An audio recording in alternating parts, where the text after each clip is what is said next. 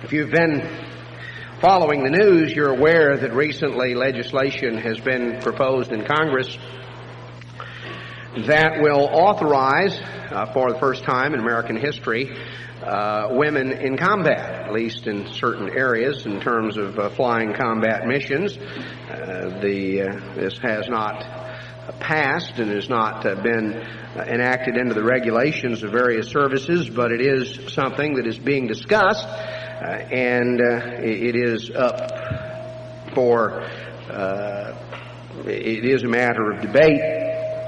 So it seems that this so-called last bastion of male domination, the military, seems likely, this last bastion seems very likely, increasingly, to split and splinter and to give way under the assault.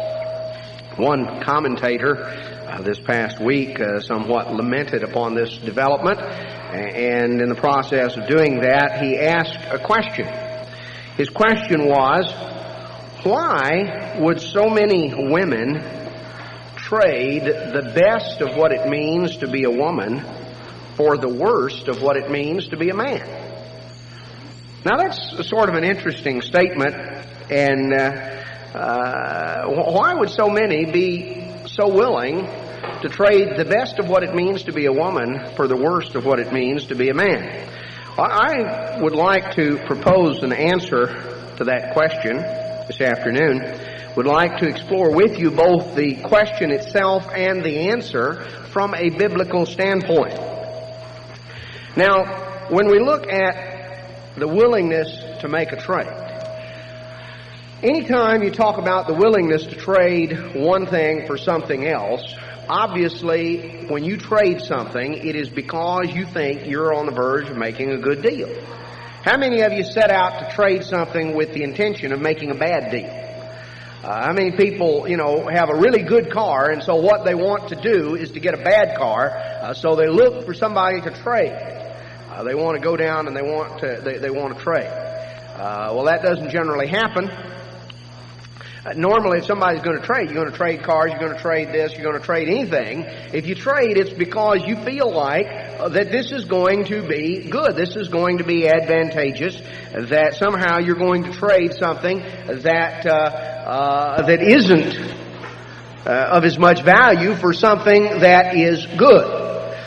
And this is normally the reason people make a trade. So if so many women in our society are willing to make a trade that is done in the name of, in some cases, women's lib or equal rights or however you want to describe it. If they're willing to make that trade, it is because somehow, some way, they're convinced that what they are losing is not of nearly so much value as what they stand on the verge of gaining. In other words, they have accepted the belief that the only values that really count are masculine values. Now that belief is based on a lie, and I would like to explore a little bit who the author and who the author of that lie is, and the source of that lie, and from whence it comes. There is a being in the universe who is the most frustrated individual, the most frustrated being in the entirety of the universe.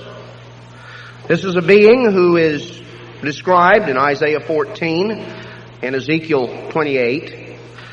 He is a being that became very discontented with his lot in life, with his circumstance. Now in Romans 9:20, the Apostle Paul poses the question, shall the thing formed say to him that formed it, why have you made me thus? Shall the thing formed say to him that formed it, why have you made me thus? It's like the vessel addressing the potter and saying, why did you make me this way. Why didn't you make me a lamp? You made me a pot, or you made me a pitcher, and I wanted to be a bowl. I wanted to be something else. Well, obviously it's ludicrous in the sense of an inanimate object, but Paul's analogy is that God is the potter and we're the clay. And that there is a problem that comes when we are dissatisfied with that which is fundamental to us, when we become dissatisfied with what God has done. Now, the source of dissatisfaction with God goes back to the very first being who was dissatisfied with God and was dissatisfied and who in effect said, "Why have you made me thus?" That being is described in Isaiah 14 and Ezekiel 28. And as Isaiah 14, he is called by name as Lucifer. Lucifer, which is translated from the Hebrew word that was his name, which meant light bringer. He was to be a light bringer. He was to be a source of knowledge, a source of information. He was to be a source of light. But he became the bearer of darkness. Now, the problem started out, we're told in those verses, we're told in Ezekiel 28, for instance, this being was created with great wisdom and beauty, that he summed up wisdom and beauty. He was not only excelled in terms of mental capacity and ability, but he was a very beautiful being. He was a very powerful being. But this creature, this being, became very dissatisfied because he was dissatisfied with his place, with his position. We're told in Isaiah 14:13 that he said in his heart, "I will ascend into heaven. I will exalt my throne above the stars of God. I will sit also upon the mount of the congregation in the sides of the north. I will ascend above the heights of the clouds. I will be like the Most High." He was dissatisfied with being who and what he was. He wanted what God had. He failed to value and appreciate what he had because he wanted what God had.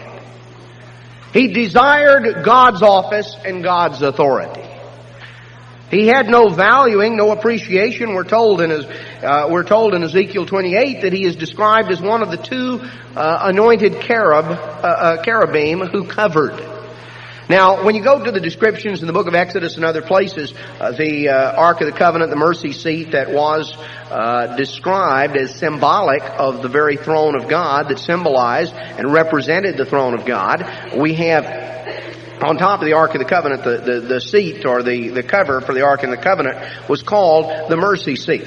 And on it were, at each end, were two beings that were carved in gold, called two cherubim. And their wings spread out and covered the mercy seat. And this was symbolic of God's throne, of two great archangels, two great cherubim, who were there right at the very throne of God. We're told in Ezekiel 28 that this being, Lucifer, was one of the anointed cherubim who covered. Was one of the covering cherubim. An individual of great power, of great note, of great authority. An individual who carried and exercised great authority in the government of God. An individual that was placed on the earth, in charge of the earth, administered the earth. Other scriptures, Revelation 12 and other places, indicate that at least 1/3 of the angels were under his jurisdiction. So here was a being who seemingly had everything. He had power, he had position, he had wealth, he had intelligence, he had beauty, but he didn't have what God had. And he didn't like it. He wanted what someone else had and could not value and appreciate what he had. So he became very dissatisfied with his circumstance, and he rebelled. Now, one of the things that he was very dissatisfied with was that the destiny of the angels, as we're told in the book of Hebrews, that the angels are created to be ministering spirits, sent forth to minister unto the heirs of salvation. They are servant spirits. Their very destiny is to serve the heirs of salvation. Now, they were not destined to become a part of the very family of God, to become heirs of God in the sense that we are. You see, Satan hates God and God's plan and God's purpose. He hates mankind and he hates the family. Now, there are reasons why. He hates God's plan because he knows that in God's plan that there are beings that will ultimately receive what he coveted. He hates mankind because he sees creatures made of matter who are destined to be transformed into spirit and to ultimately have a destiny even above his. He hates mankind because he hates the destiny that we have. He hates God's plan. He hates the family because he recognizes that the family is a type, it is representative of the very plan that God has in mind. You see, the family is unique to human beings in terms of the created world. The angels don't have family. Family doesn't exist on the angelic level. We're told in the Gospels that the angels neither marry nor are given in marriage. The angels aren't involved in that. The angels do not establish families. Animals don't establish families. They reproduce, they multiply, but they don't have families. There is not that family connection to past and future generations, that sense of continuity of family. That doesn't exist in the animal world. There is not that sense of family. Family does not exist in the angelic realm. Family exists exclusively on the human level. Well, I say exclusively, not entirely exclusively, because family also exists on the divine level. Our relationship with God is a family relationship, and the human family is given to us as a type of and to prepare us for a part in the kingdom of God, in the very family of God. So Satan the devil absolutely hates everything connected with the plan and purpose of God. He hates God's plan, he hates mankind, and he hates the family. Because those things remind him of what he can never be and can never have. Because he, as we're told in the book of Jude, the angels which kept not their first estate. They did not keep, they did not appreciate and value and love and cherish that which God had designed them for. They did not value and cherish their first estate. They have reserved to them nothing. They have reserved to them, as Jude says, the blackness of darkness forever. Wandering stars, cut off, to whom is reserved the blackness of darkness forever. A miserable fate. It talks about them gnashing out their own shame because the frustration that will boil forth. Well, that frustration is there, and Satan is called by various names. God changed his name from Lucifer to Satan. Satan means the adversary, because he's no longer Lucifer, the light bringer. Lucifer is actually is not the Hebrew term. It is a Latin translation of the Hebrew word, but it means the same thing. It means light bringer. God changed his name from light bringer to adversary because that's what he became. And he also is called in the book of Revelation Abaddon and Apollyon. Abaddon is the Hebrew and Apollyon is the Greek, and they both mean the same thing. They mean the destroyer. So here is a frustrated being who seeks to destroy. And he seeks to convey the frustration that he has to anyone and anything that will be receptive to it. Anything that will aid in destroying mankind, the family, the plan of God, because those things are very much intertwined. The very opposite, you see, of a sense of frustration is a sense of acceptance and appreciation. Satan did not accept and appreciate his role. He did not accept and appreciate, as Lucifer, he did not accept and appreciate the role, the position, the state to which he had been called. That for which he was designed and that which was designed for him. He had no acceptance of that, nor did he have an appreciation for it, and as a result he became greatly frustrated.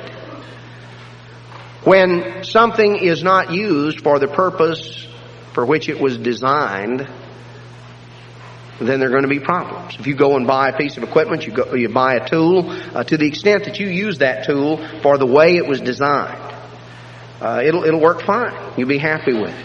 You take something that was designed to do one thing and you try to use it for something else. You get a little small, maybe a little small drill that works just great to put holes in plywood or little light lumber. You know, it's a little small, lightweight drill, works great to drill holes in lumber, but maybe you've got some plate steel and you need some holes in. Well, you're going to have problems. You may burn up a motor trying to do that because it's too lightweight, wasn't designed for that. Can't do that. You have to use the proper equipment. You try to use something for that for which it was not intended and doesn't work nearly so well. Frustration is the result. Satan has sought to sow frustration. He has sought to engender destruction by the lie that has engendered so much frustration and so much unhappiness and so much destruction ultimately on the human level and in the context of the human family. And that is the lie that the only values that are important, the only values that count, the only things that really have value are masculine values. Now that's a lie. And the authority on which I label it a lie is God's Word, because God says that that's not true. In fact, if you want to find out a little bit of the kind of relative value God attaches to things, you might just notice very briefly in Proverbs chapter 31. Proverbs chapter 31 and verse 10, it says, "Who can find a virtuous woman? For her price is far above rubies." Now, if you want to attach a value to something, God says that the value of a virtuous woman is greater than the value of rubies. Now, that's pretty important. That's pretty valuable. Sounds like to me that God didn't agree with the devil and didn't agree with some of the modernist sentiment that the only things that have value or the only things that count are masculine values, and that which is feminine doesn't really count for anything. God says that a virtuous woman, her price is far above rubies. Now, you know, in ancient times, the way they used to determine value, the way they would weigh things out, and they would attach weight, and they used a balance scale. Well, now I'll tell you what: if you took a virtuous woman and put her on one end of the balances, it'd take an awful lot of rubies to balance the scale. That sounds like to me that's something God says is pretty valuable. In fact, it is beyond calculating in terms of value. It is of such a virtuous woman is of such immense value that it's beyond being able to set any sort of monetary value. Now that, of course, is a concept, that is a way of thinking that is very much contrary to a lot that is common today. But what is common today is not something that just simply came on the scene without any prior history. Because the attack on the family, ultimately the attack on femininity, the attack on the feminine role is an attack on the family. It is an undermining and a destructive influence on the family, and it's waged by those who ultimately hate the family. They don't recognize the source of their motivation, but Ephesians tells us that we wrestle not against flesh and blood, but we wrestle against principalities, against wicked spirits in high places. ultimately our contest, our battle, is a spiritual battle against Satan, the devil, and his minions, those that are his fallen angels. So there is a battle that is being waged. There is a battle going on, but it is not simply on the human level. But it is one that we have to understand, we have to recognize, and the attack on the family didn't just start yesterday. It has been around for a long time. In the book of Romans, the Apostle Paul makes an interesting statement, talking here about the philosophers that had shaped the thinking of the Greco-Roman world. The philosophers really whose ideas, whose theories, whose thoughts, whose writings have given rise to a lot of what we consider very modern. I'm going to prove that to you in a few moments because I want to read some quotes that reach back almost 2,500 years. You will find that there are a lot of things that there's nothing new under the sun. The Apostle Paul, speaking of certain of these individuals, the men such as Socrates, Plato, Aristotle, who gave shape to, who gave definition to the Greco-Roman world and its value system, Paul was not real impressed with these individuals and the conclusions to which they came. He said in Romans chapter 1 verse 18, "The wrath of God is revealed from heaven against all ungodliness and unrighteousness of men who hold back the truth in unrighteousness. Because that which may be known of God is manifest in them, for God has showed it unto them. The invisible things of Him from the creation of the world are clearly seen, being understood by the things which are made, even His eternal power and Godhead, so that they are without excuse. Because that when they knew God, they glorified Him not as God, neither were thankful, but became vain in their imaginations, and their foolish heart was darkened. Professing themselves to be wise, they became fools, and changed the glory of the uncorruptible God into an image made like unto corruptible man, and to birds, and four-footed beasts, and creeping things. Wherefore God also gave them up to uncleanness, through the lusts of their own heart, to dishonor their own bodies between themselves, who changed the truth of God into a lie, and worshipped and served the creature more than the Creator, who's blessed forever. For this cause God gave them up to vile affections. For even their women did change the natural use into that which is against nature.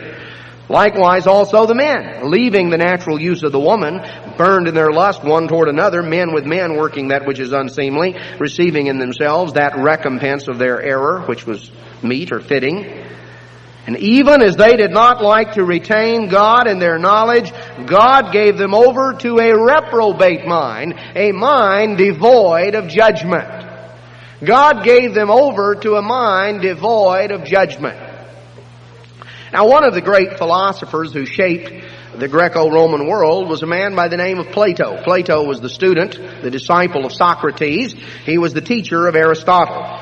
Now, Plato had some interesting things to say. He wrote a book entitled The Republic. Now, this book, The Republic, was sort of a utopian scheme of the perfect society. Now, you may wonder what that has to do with any of us, but you see, Plato's utopian scheme laid out in the Republic became the basis of much of Karl Marx's writings and much of the things that shaped the thinking of Karl Marx. And I'm going to read you some quotes from Plato. And the book that I'm reading from was actually translated and written itself back in 1917. So is up to date and as modern as some of these things seem. Even the English author who wrote this was writing before the history of the 20th century had unfolded, before there was a Soviet Union, before any of these things. And some of the parallels, some of the things are rather remarkable. But he had a scheme, a utopian scheme, to create this perfect society. Now, the problem was that this society, this socialist utopian society, got rid of the things that stood in its way, the things that Plato viewed that were going to have to be eliminated. If you created utopia, you'd have to eliminate private property and you'd have to eliminate the family. He looked at those things as the obstacles to creating really a complete, total authoritarian state. The utopia that Plato had in mind was created in this century. It was known as the Soviet Union and other people's republics, and those utopias have long since gone sour. Sort of interesting. You see, the world tends to vacillate. The theories that have been extant, Plato's theories was a statist theory. In other words, an authoritarian. The state is supreme. All of the whether Nazism or communism, any of these isms that are really a statist mentality. The supremacy, the ultimate is the state. Everything is to be controlled by, done for, on behalf of. The ultimate value is the state. And everything is to be sacrificed for that. And that is the ultimate. And this, of course, is the way of thinking that Plato outlined, and it's the way of thinking that has shaped all of the totalitarian philosophies that have so much influenced this 20th century. Now, the opposite of that is another way of thinking that was also advocated by certain of the Greek philosophers, which is the excessive individualism, which kind of boils down. That's sort of the thinking of democracy. But that boils down to sort of an every man for himself, every man out for what's in it for me, the ultimate individualism sort of an approach. You see, these represent two extremes. Ultimately, this excessive individualism, if everybody's out for himself, nobody's doing what he needs to do, which means that a lot of things go undone, so it winds up going around full circle and coming back to a statist sort of setup where the state controls everything because individuals are not. You can have an excessive emphasis on the state or an excessive emphasis on the individual. Interestingly enough, God's setup in society, if you look at if Abraham and Isaac and Jacob and ancient Israel, what you had was a family-based society where the primary emphasis was on neither the state nor the individual, but on something in between. It was on something in between. It was a balanced perspective. It was a family. It was a set of family-oriented values, and anything else can be destructive of that. Now, Plato used as a model for his ideal republic, for his utopia, he used as a model the Greek city-state of Sparta, which was a very militaristic state. When you read some of the descriptions of Sparta, it sounds like Stalin's Soviet Union. And it's amazing the parallels of some of the things that, because even some of the more extreme experiments that Stalin sought to carry out, including the abolition of the family back shortly after the revolution, certain things that just were such abysmal failures that they finally had to give it up. But Plato used Sparta as the model, though he got some ideas from Athens as well. But in his mind, one of the biggest problems with Athens was that in Plato's eyes, that which was of supreme importance to the state was left to the family. Now, what was that? That was the issue of education. Goes on to say here, in reaction against the control of the family over education, Plato goes to the length of abolishing the family altogether. He didn't want the family to have any control over education. Now that's sort of modern 20th century. That sounds like some of our, if you've had any dealings with some of the school boards and some of the school administrators, you realize there are an awful lot of people who sort of subscribe to the philosophy that they don't want the family to have any control over education. They don't realize that way of thinking goes back to Plato and Sparta. It doesn't go back to the Bible. But Plato, in Spartan history, there had developed and for centuries was maintained a rigorous system of state training. The Spartan youth was taken from his parents at the age of 7, and his education was entrusted to an official of the state. Now, we've made progress since those primitive days. We now take them far younger. We have come up with nursery schools and kindergartens and all sorts of things that we don't even leave them until they're 7 anymore. Don't think that there's not an agenda that is hidden behind trying to sort of dangle these things out and increase the government funding until ultimately what is created in a sort of roundabout way is complete state control and indoctrination of a generation, because that's the way to control the future, to shape the next generation. I think many of us, and this is one of the fundamental areas of child rearing, many of us do not realize the extent to which a totally alien value system, alien to the Bible, a totally alien value system is indoctrinated in our children from early age. And it's done in a subtle way. It's not that every teacher is consciously opposed to that, but whether you're looking at everything from the educational materials to television to so many things, there is an anti-biblical, anti-Christian bias that underlies and that permeates so much. Well, Plato's concept was this Spartan idea, taking the children away from the parents and trusting them to an official of the state. At Sparta, the family had no control over the education of its members. The state was all in all. Now that, again, this was considered pretty radical back in when this English author, was writing about it back in 1917. He thought some of Plato's ideas were pretty radical. If he just lived a few more years, he would have seen them in action. He goes on talking about the reordering of Plato's society, and Plato's reordering of society. It says, women as well as men, if in a less degree, were subjected to the rigors of the system. The life of the family was subordinated to its needs, and the home had no place in a state where husband and wife were forbidden any real marital communion, and children left their parents as soon as infancy was over.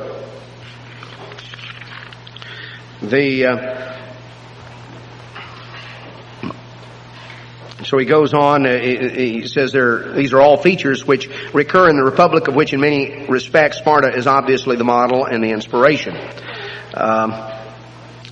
He goes on to showing how even in Athens there was a political faction that really admired and was in Sparta really impressed with that, especially among the upper classes, and a Spartan pose was sedulously cultivated, especially in the relations of elder men with boys. Now, the footnote is that it was a feature of the Spartan system which threw men and boys together, that it encouraged rather than prevented the vice that was called in Greek and called in English today by that same name, pedestry, which simply is homosexual relationships between older men and younger boys. We usually term it child abuse. That was very, very common in the ancient Greek world. It created this artificial setup. See, that's what Paul described in Romans 1 when he talked about leaving the natural use, women leaving the natural use, men doing the same thing, God giving them up to vile affections. This sort of perversion that became very much characteristic in the Greek world. This sort of thing was advocated and was utilized. Plato's aim was to combine the curriculum of Athens with the organization of Sparta. Well, let's go on. I want to just read you a few more things. Plato's scheme not only embraces community of property, it also contemplates community of wives. He went on and said that he wished the rulers of his ideal state to be troubled neither by distractions from their work nor by temptations to self-interest. He deprived them of property because the care of it was a distraction and the desire for it was a temptation. His aim was only half achieved with the abolition of property. The family postulates property for its maintenance. It is a distraction from the genuine work of a man's life, which is service to the state. It is a temptation to throw oneself into self-seeking. So the advocacy of a community of wives occupies a much larger proportion of the argument of the Republic than the advocacy of the community of property. Plato recognized that property and the family are interdependent facts. The most thoroughgoing modern socialists equally recognize that socialism, which means a revolution in property, must also involve a reformation of the family. In Sparta, women shared to some extent in the training of men. There was little family life. Wives might be lent by their husbands to produce children for the service of the state. Goes on a little further. Contrary to the Athenian practice, Plato sought to remove education from the control of the family, give it into the hands of the state. To Plato, the home was only a stumbling block. Another thing Plato did, he drew all of his conclusions by analogy from the animal world. He figured that he could understand everything about people by looking at animals, because after all, we're only animals. Which, of course, is the way the modern evolutionists think. They're real modern. They've gone back 2,400 years ago and finally gotten as smart as some of the things come up with Plato's reasoning. He denies on this basis that there's any difference in kind between man and woman. If woman differs from man in sexual function, that's all. That's the only difference. If she's in all other functions of life, simply a weaker man. She's just a man, except she's not quite as strong, has a different sexual functions. So if Plato aims at emancipating women from the bondage of the household, it is only in order to subject them again to the service of the community at large. If you go back and you read the history of the Soviet Union, Lenin promised equality to all the women, and they found out what that meant. When he took power, it meant that he put them out in the fields, he put them in the factories, he put them doing man's work. He put them out there doing the things, plowing and working 12-hour days, and drafted the men, conscripted them, and treated them just as brutally as he did the men. So that was what he meant by equality. It's sort of like if you want total equality, if you want complete equality and security, there's a place where everybody's on the same level and they all are provided for. We have several facilities here in Louisiana, the largest of which is Angola. Of course, you don't have any freedom, but you got food to eat and place to sleep. You've got various needs provided. You have all decisions made for you. Everybody can wear the same uniform and sleep on a bed of the same size and go through the same chow line. No great disparities of wealth and all of that. Well, that, of course, is sort of what became in Plato's utopia. If he aims at emancipating women, I've read that. It's for reasons of state that he desires the emancipation of women. If women are trained to perform the lighter labors of the state, things that are physically less demanding, the service of the state will gain new instruments and will thus be discharged more efficiently. Another thing he goes on to do, to produce a good stock of citizens, the state must act on the same principle. It must supersede monogamy at will by communism under supervision. The men and women live together in common barracks, discharge their duties in common. They would naturally have intercourse with one another. Now, Plato figured this out. That's what would happen, all right. The Navy didn't figure it out. They recently had to discharge 20 women from a ship over in the Persian Gulf who had become pregnant on board ship. But it took a government commission to come to this conclusion. You see, it is a court-martial offense for fraternization and sexual relations among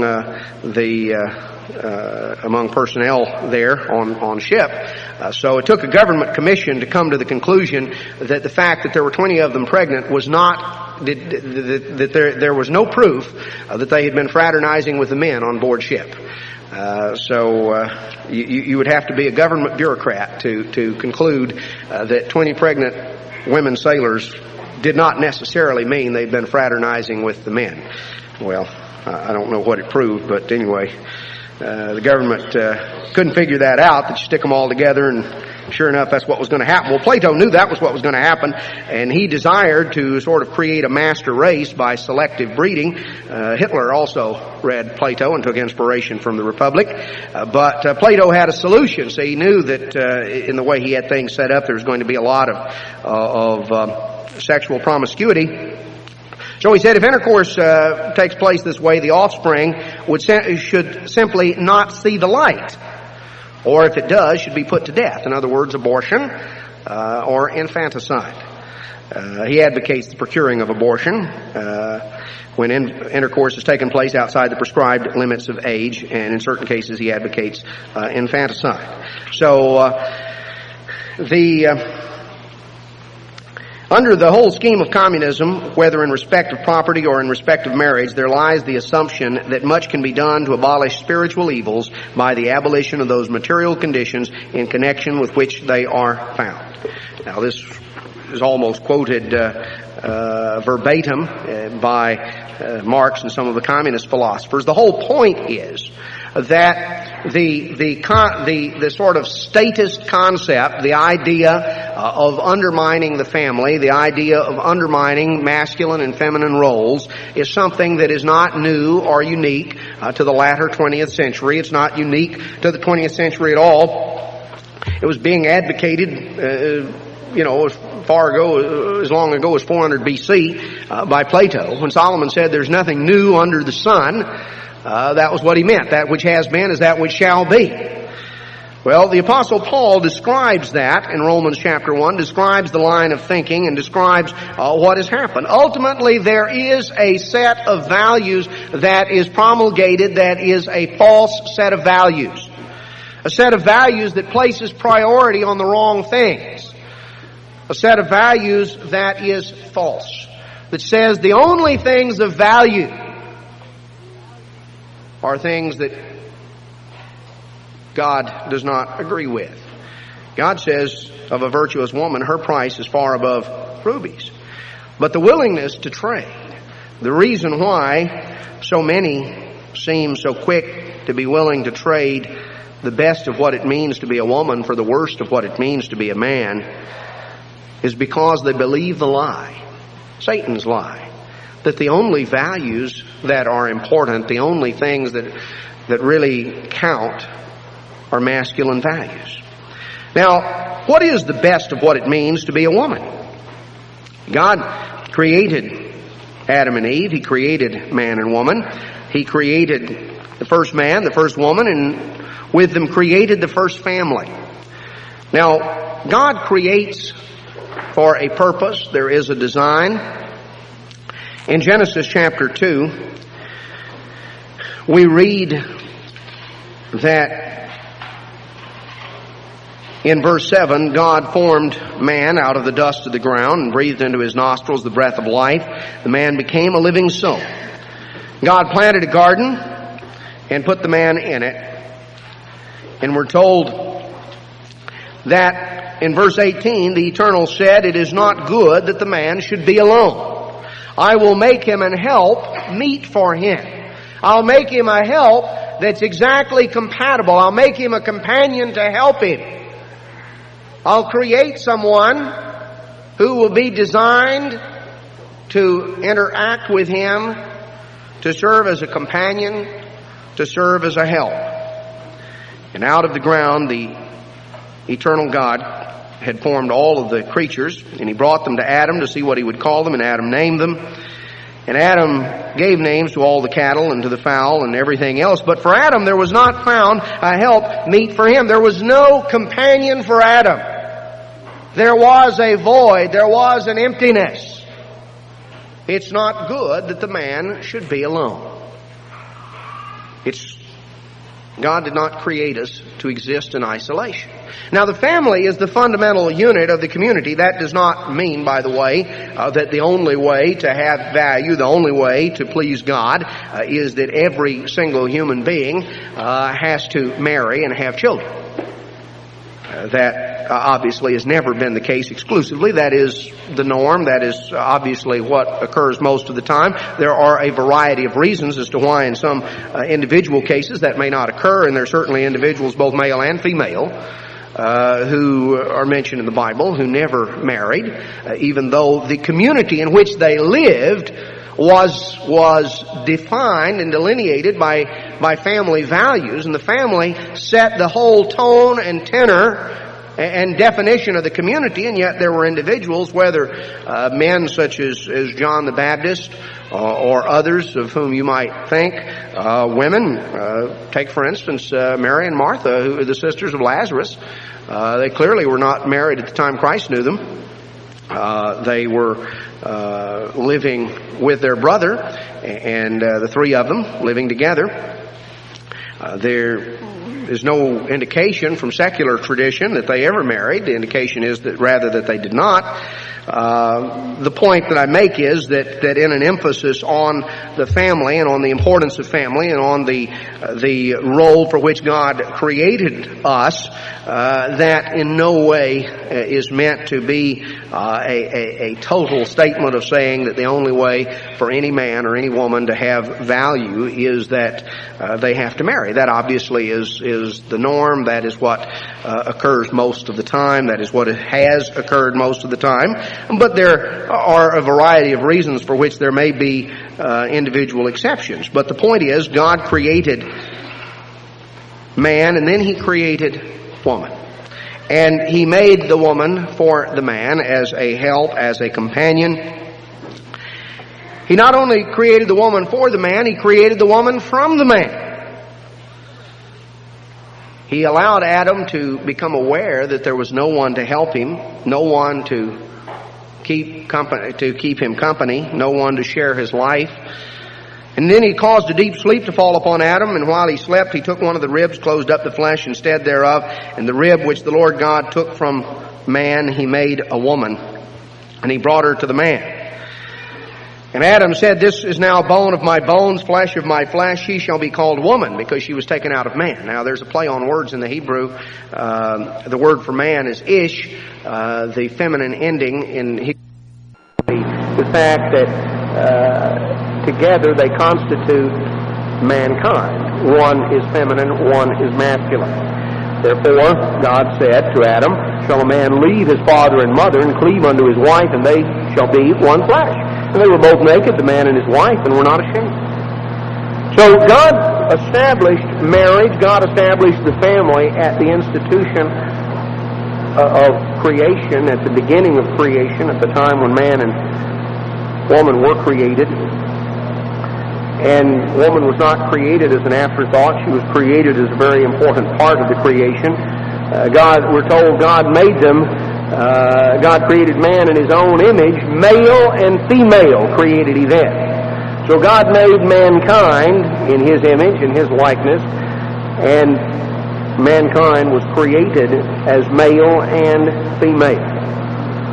And for a very important reason. God emphasized certain aspects, certain characteristics in each. And that gets back to the intrinsic identity of human beings, that identity of male and female.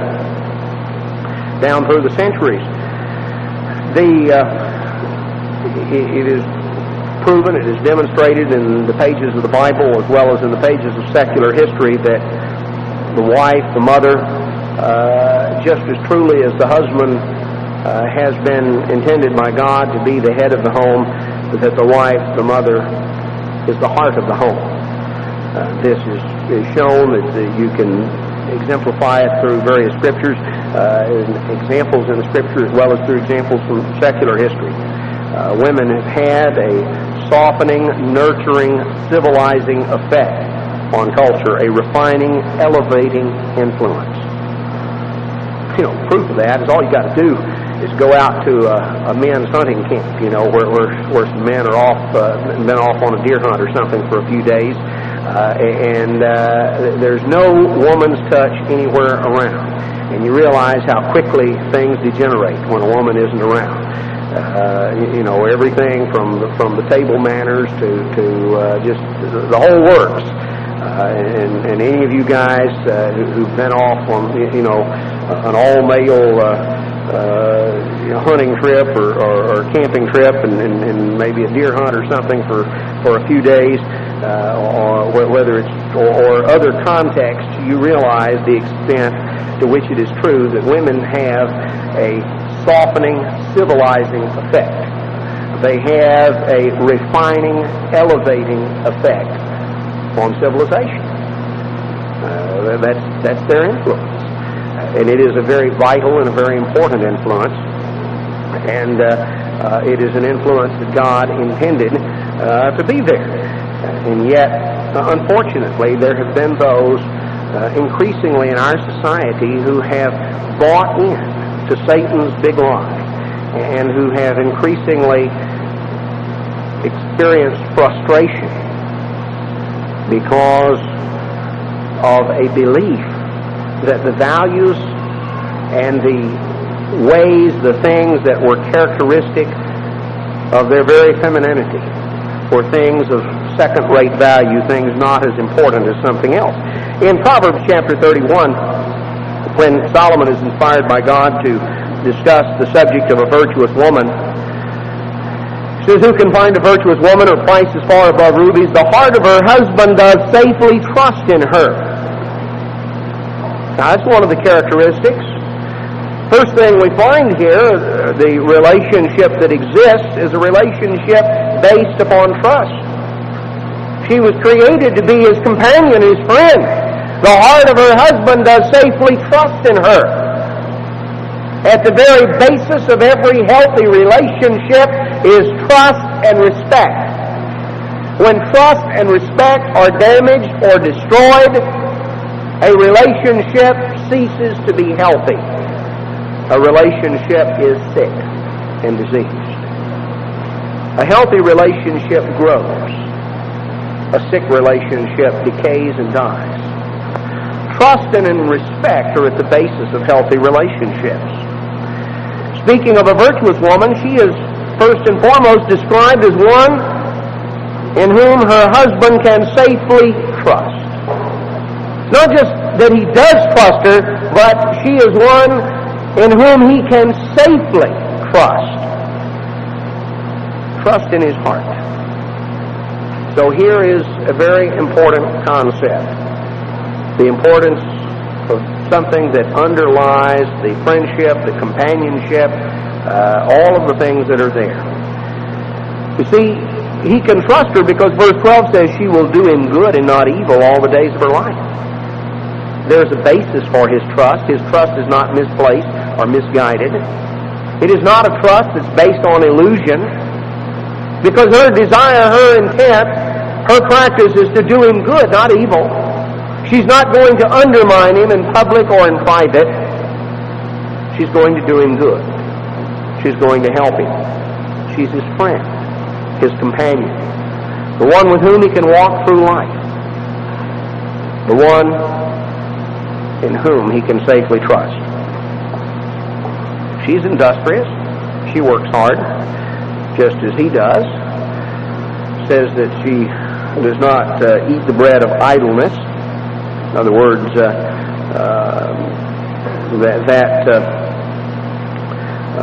is characteristic here that as it says in verse 27, she looks well to the ways of her household, eats not the bread of idleness. You know, she's not laying around from morning till night watching the soap operas and doing all the things that just sort of waste the day. It doesn't mean she never relaxes or she never sits down or she never does something of a relaxing nature. That's not what it's talking about.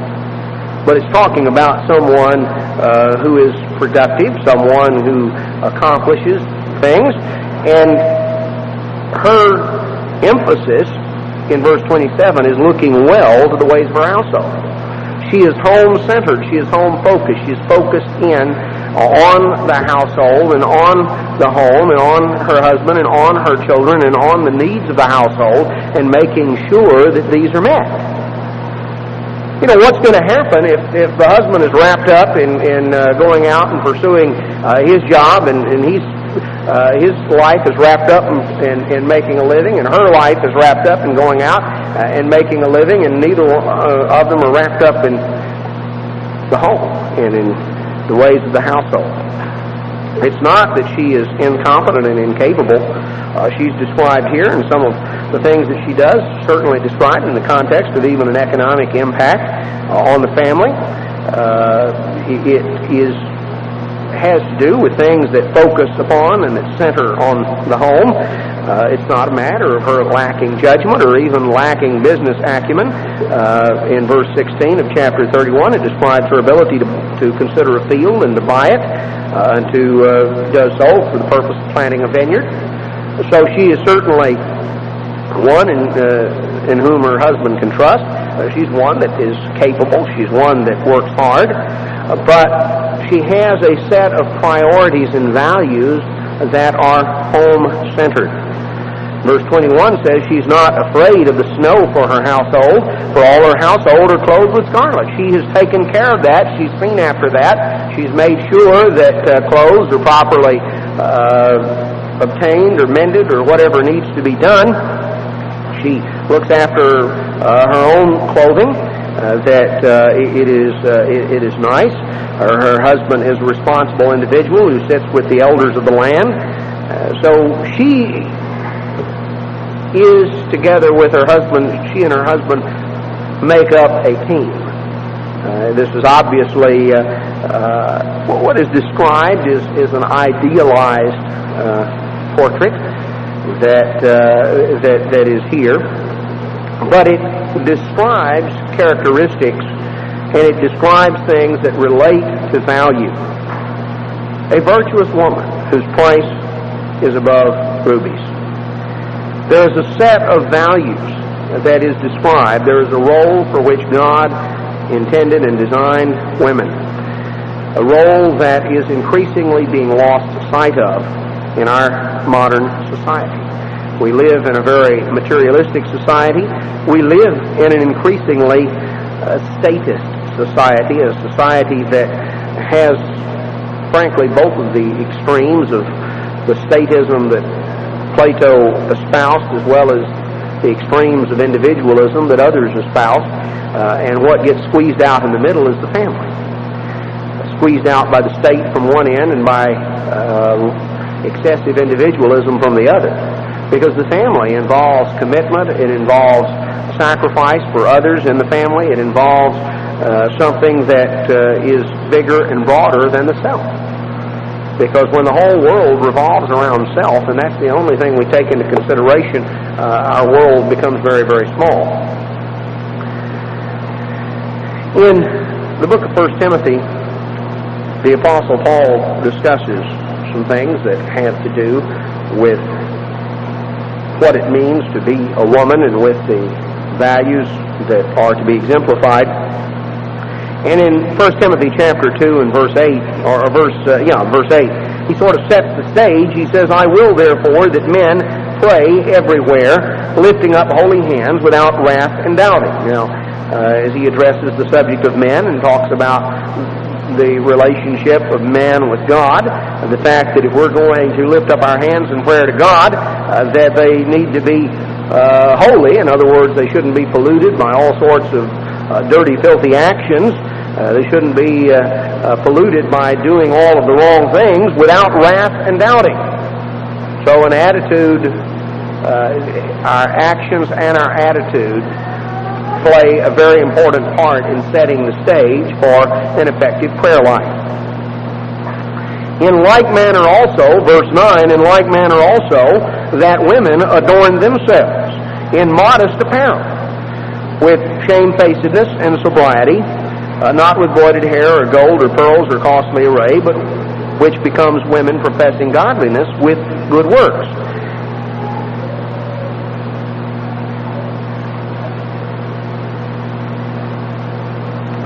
Now, Paul addresses something. He discusses a way of exemplifying, a way of thinking. He talks about the fact that the way that we present ourselves should reflect the way we are and the way we think. Now, he mentions three categories in verse 9. He talks about women adorning themselves with modest apparel. And he talks about adorning in two ways. One has to do with modest apparel. One has to do with what you put on. And that, he says, is to be modest. In other words, it's not to be something that is provocative, not to be something that calls the wrong sort of attention. It is to be modest apparel. That would certainly mean that it's appropriate for the occasion. It means that skirts are not too tight or too short, or that necklines aren't too plunging, or all of the various ins and outs and fads and all the things that have come by. It doesn't seek to delineate a list of 20 criteria. It just says modest apparel. Clothing that is appropriate, that is modest and feminine. So one has to do with what we put on.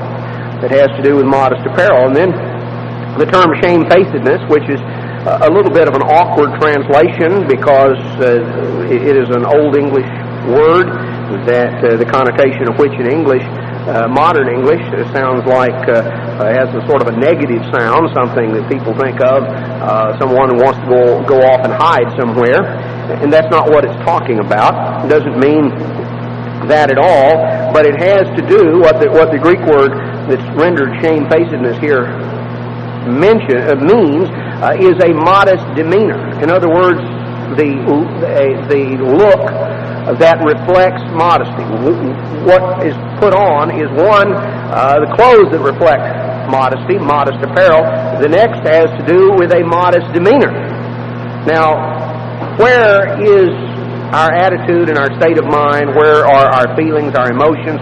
Where are our thoughts expressed?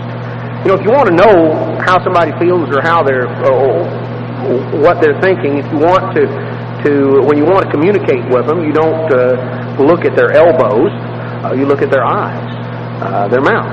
You look at their face. That's the part of a human being that is expressive. You don't, that's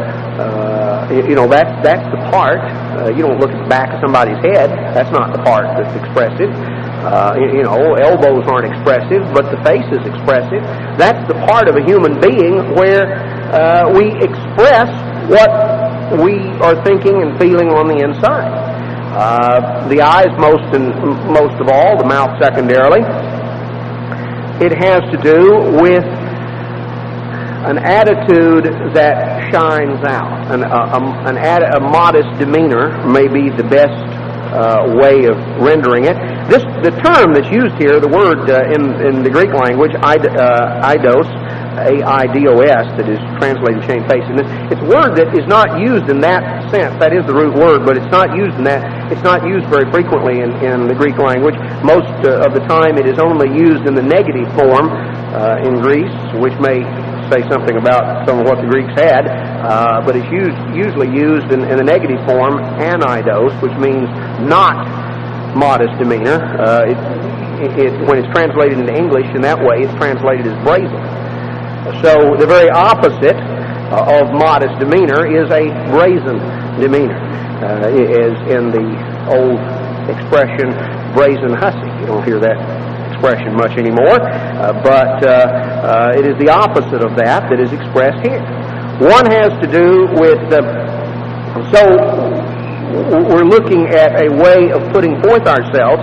See, it says modest apparel with shamefacedness or with modest demeanor, a look of the face that reflects that inner attitude, and sobriety. So one has to do with, two of the three have to do with the way that we present ourselves, the way that we reflect that inner attitude that is translated sobriety here. Simply means a sensible approach, a modest, sensible approach to life that will be reflected in the cut of our clothes and the look on our face. If you were to pick up some of the women's glamour magazines, you could illustrate the very opposite of what Paul describes right here. You just simply can. All you got to do is walk through a supermarket and just look. And you look at the poses that are exemplified. Look at the expressions that are there. Look at the whole thing. And you can at least start with an idea of the opposite of what God wants. Because there's no way you can look at most of those covers of what are called models. Well, what are they modeling? They're not modeling modest apparel, modest demeanor, and a sensible, modest attitude toward life, but rather the opposite. So Paul talks about those things which become women professing godliness with good works. He talks about an inner way of thinking that is reflected in the way that we present ourselves to the world. Properly feminine, with an emphasis on modesty, on respect, on appropriate behavior. Then, in verse 11, he gets into what is undoubtedly one of the women's libber's favorite verses in the Scripture. Let the women learn in silence with all subjection. But I suffer not a woman to teach, nor to usurp authority over the man, but to be in silence. For Adam was first formed, and Adam was not deceived, but the woman being deceived was in the transgression. Notwithstanding, she shall be saved in childbearing, if they continue in faith and love and holiness with sobriety. Now, what is this talking about? He's talking about the order of society, the state of things in the church in terms of the ordering of church services and the ordering of the ways that things were to be set and to be established, the roles that were established. He reminds the fact that God created Adam, then He created Eve. Eve was not in no way an afterthought. She was a companion, but Adam was created to take the lead. And an example in verse 14 is the fact that Adam really was not deceived. The obvious implication, Eve was taken in. She believed the serpent. Adam didn't. Adam simply went against his better judgment to please his wife. She said, here, why don't you take a bite? And he caved in. He knew better and should have been responsible for properly exercising God's government, and his lack of appropriate action resulted in a lot of problems. Now, verse 15 makes a point. The point is that the commentaries are all in confusion on what it means, but it makes a very simple point. The point is that a woman's role, as described in verse 11, 12, 13, 14, a woman's role is different than the role of a man, but a woman who carries out her role in life with faith and love and holiness, with a sober, sensible attitude, will receive salvation just the same as a man who carries out his role in life with the same attitudes. You see, what determines our salvation is not, if women can't preach and women can't occupy this particular role in society, then how will they ever have an important part in God's kingdom? Well, the point that Paul makes is that we all build character by carrying out the role that we have. If you carry out your assigned role in the right attitude and in the right spirit, and you can develop the same spiritual character. The same spiritual character can be built by a man or a woman properly, appreciatively, acceptingly carrying out and fulfilling our God-assigned role. We don't have to covet somebody else's role and think, well, theirs is better than mine. They get it easy, or they get all the glory, or they get this, or they get that. I wish, why shall the thing formed say to him that made it, why have you made me thus? Why do I have to be this way? Why can't I be that way? Why can't I be something else?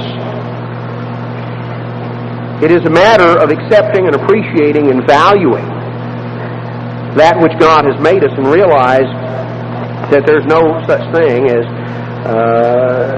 a valueless creation, as one little T-shirt, little saying sometimes you see that stick with you, a little cartoon of a little kid standing there. It was where I saw it was on a T-shirt, but the caption said, "I know I'm somebody because God didn't make no junk." And the thought that is expressed there is a very important thought. God didn't make junk.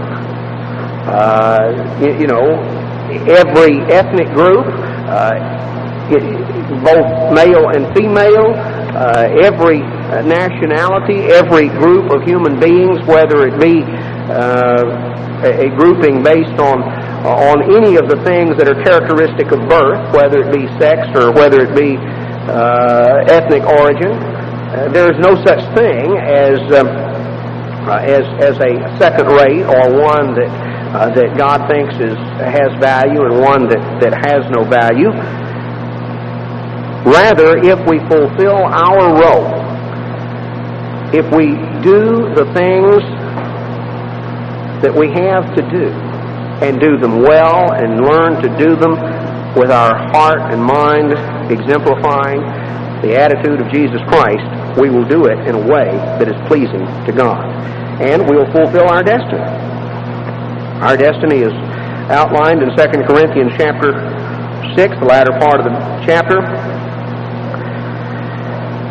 In verse 16 it says, "What agreement is the temple of God with idols? You are the temple of the living God. As God has said, I'll dwell in them and walk in them, and I'll be their God, and they shall be my people. Wherefore come out from among them, and be ye separate, says the Lord, and touch not the unclean thing, and I will receive you, and will be a father unto you, and you shall be my sons and daughters, says the Lord Almighty. Having therefore these promises, dearly beloved, let us cleanse ourselves from all filthiness of the flesh and spirit, perfecting holiness in the fear of God." Learning to become like God. Because God says that if we come out of this world, if we reject the world and its set of false values, if we reject the lies that Satan promulgates, and we adhere to and hold on to and cling and inculcate and make a part of us the truth of God, if we come out of this world and its false values and turn our back on it, not polluting ourselves with the uncleanness of this world, God says, I will receive you. I'll be a father. You'll enter into a family relationship with me, and you'll be my sons and daughters. Sons and daughters. Having these promises, we need to clean ourselves up with the help, the power of the Spirit of God. You know, as we approach Pentecost, we're coming to a festival that focuses in on the church and its role.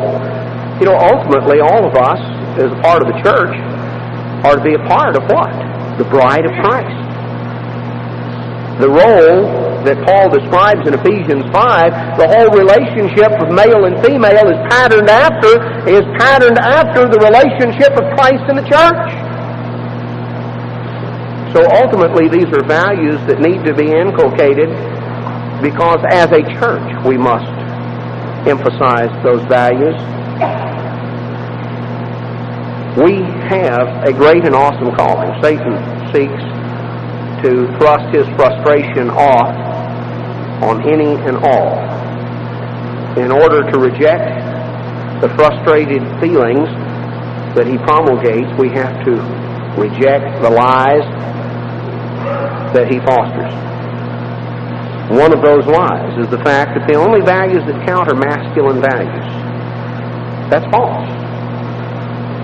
God made mankind male and female. The nurturing, softening, civilizing, refining, elevating influence of women, of wives, of mothers. The virtuous woman. Those values, down through the centuries, are values that God says are of great value, inestimable value, because the value of a virtuous woman is far above rubies. God says, come out of the world, adhere to me, adhere to my values, and ultimately I will be your father, and you'll be my sons and daughters.